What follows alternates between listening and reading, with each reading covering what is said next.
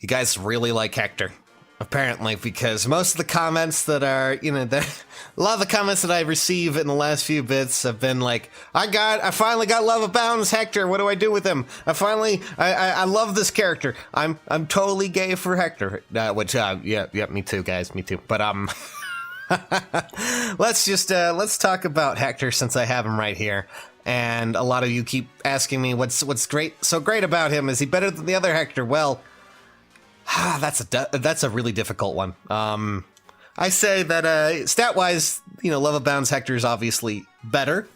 He has better res and just, a lot of better better aspects to him. Now, before anyone starts going, well, what are you talking about? Well, I'm actually in Tempest Trial right now. I can't do a fully edited video for you where we walk through everything about Hector right now, just because time constraints, and it would take weeks, and by that point, it would already be done. It would be long gone, not worth talking about. It's probably already not worth talking about now, but I figured I would just do it real quick, so don't talk to me about Hector ever again, or my Hector ever again. He's mine. Anyways, when it comes to Hector, a lot of you guys have been asking me what's the best boons, what's the best banes. Right now, since we're in Tempest Trial, just remove 10 from HP and 4 from every stat here. This one, of course, is a defense plus res bane. So, for those who are wondering what type of Hector is the best, well, let's just talk about that real quick, shall we? When it comes to boons and banes, there's 2 stats you want to aim for, and 3 stats that you kind of don't, you can make a sacrifice. The third one is kind of a little bit But attack and defense, of course, are the stats you're going to want to aim for when it comes to boons. And the banes, of course, are going to be HP, speed, and maybe res. I don't like you guys having to, sacrificing res on Hector is not exactly the best thing to have happen, because he has a lot of res, considering, at least a decent amount. 24 res normally, neutrally, is actually pretty decent. But you can sacrifice speed and HP because he does not need his speed, nor does he, his HP's decent enough, I guess.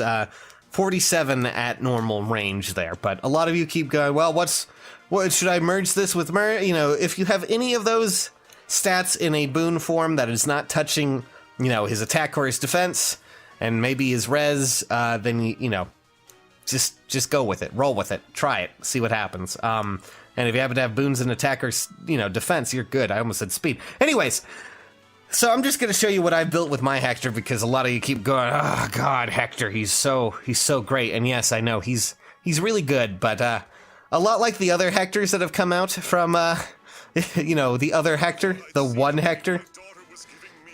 Aw, the original Hector that came out, it's kind of funny how they're playing with things, at least. Because the original Hector, with Armads, he was mostly based around keeping his HP up, and, being able to double. He was also an effective tank. He did a lot of damage, no matter what.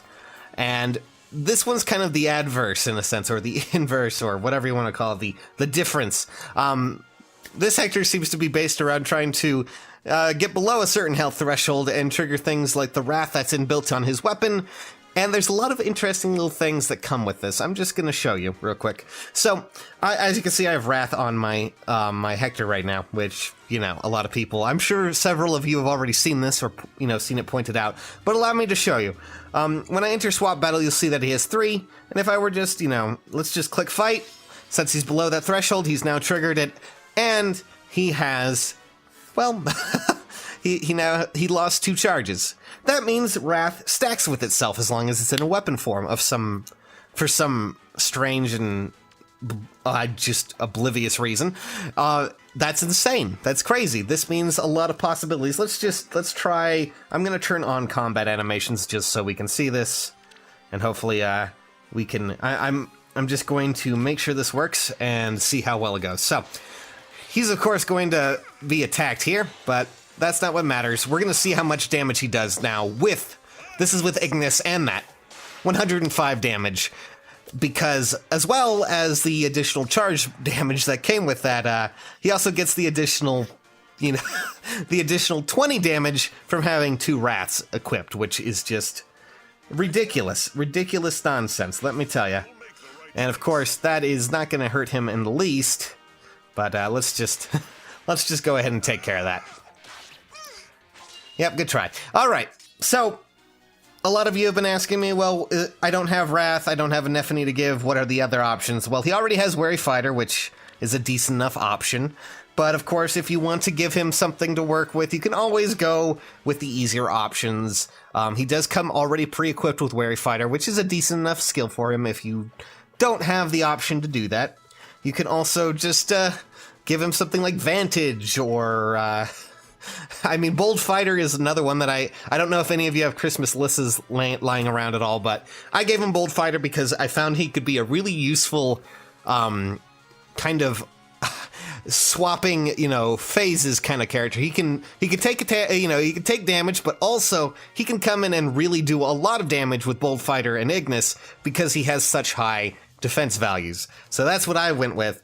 And of course, I also gave him certain things like Armor March and all that fun stuff, just because that's he's kind of replacing the Henry that was in this group right now for me. And I happen to have a Amelia lying around, so I gave him Armored March just as an option. But you could also do things like Ward Armor, or if you're not using him in a armor team at all, go with something like Threatened Defense, and then maybe just give him something like Armored Boots or Quicken Pulse, so he will be able to trigger things faster, or, walk around at a better rate in case he really wanted to. He has a lot of great options, a lot of them. And when it comes down to the debate if he's going to be a better Hector than the original Hector, I feel that really the original Hector still has his own thing going. This new Hector is definitely something that's terrifying in a lot of ways. I mean, as you just saw him do all of that fun stuff with just having Wrath available to him, which is outrageous. And now he's probably going to do a lot of damage to poor Florina here, but yep, 104, Christ almighty. But you get the basic gist, right? I mean, I don't have to tell you anything, do I? It's a pretty obvious advantage there. So, and also I just realized I put him out there to get attacked by Ogma. Oh well. So, anyways, when it comes to Hector, I honestly, I really love this new one. And if you happen to get him, you will probably have the strongest unit that's been introduced, at least recently, because he just has a lot going for him. And I want to give you guys a hypothetical just to give you an example of what could really change and make this great, because Jay's pointed this out to me before, and he's really made a really valuable point here.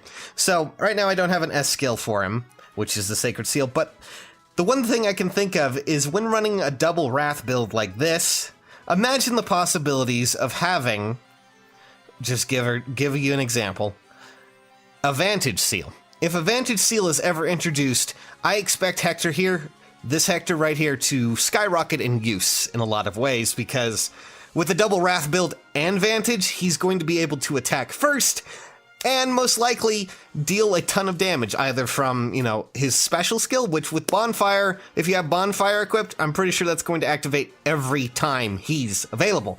I just used Ignis because I only, that's the one I had available, but if you were to give him something like Bonfire, it's going to be either you hit him and you kill him the first round, or he's going to be having a lot more accessibility to that, triggering Bonfire and absolutely destroying people, or just doing a lot of other fun stuff like that. It's going to be outrageous. I expect a lot more usage out of Hardy Bearing at that point, because that's a really strong concept that is just going to terrify the living daylights out of me when and if that ever happens. But this new Hector has probably become one of my favorite units in the game, just because I really love Armor Emblem and I really like how it works, but I'm sorry I can't really do too much when it comes to, unit reviews anymore right now. Just work and things have been colossal and everything's just everywhere. But I will continue to do, just news videos where I kind of give you a little bit of a schematic at what to look for when it comes to building a character. Keep his distant counter, of course. Give him swap, give him things like Wrath, any of the bold. You could probably do Vengeful Fighter too if you really wanted to, because, Armor Emblem is ridiculous right now. But Wrath has such an odd little mixture. It's just something that's so crazy with him. Having that the ability to distantly destroy people. And if they ever give a Vantage Seal, oh Christ, this is going to go downhill fast. Goodness gracious. So anyways, stop contacting me about Hector. I love him. I've gone and decided I love him. So, yes. Oh, you're gonna attack him instead? Oh, okay. Oh, it's noontime! Wow, that sucks. Anyways, that was just for demonstration purposes. So I'm just gonna destroy him now. Because, you know, he killed my Jacob. That's just not very nice. So I'll see you all very soon. Thanks for watching.